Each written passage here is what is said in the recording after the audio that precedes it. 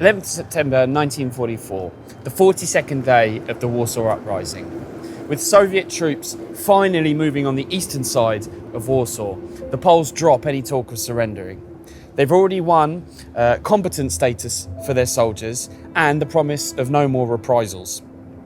But now they have the determination to carry on fighting. The Germans continue to attack the riverside districts of Czerniaków and Powiśle, as well as the northern district of Żoliborz, focusing all their forces on the areas where the Soviets might be most likely to make a landing. On this day, the Polish Home Army commanders send messages to Marshal Konstanty Rokossowski, pleading for more Russian air supplies to be dropped onto the city.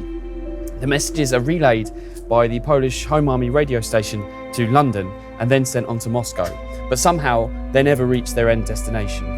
It's not hard to see the hand of Stalin at every turn in this terrible saga, constantly doing something, but not enough, in order to muddle and confuse Western opinion throughout the whole of the Warsaw Uprising.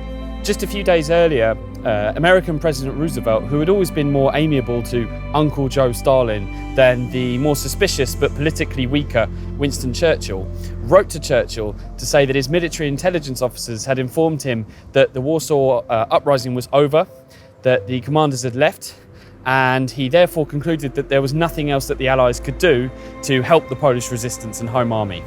There's nothing we can do.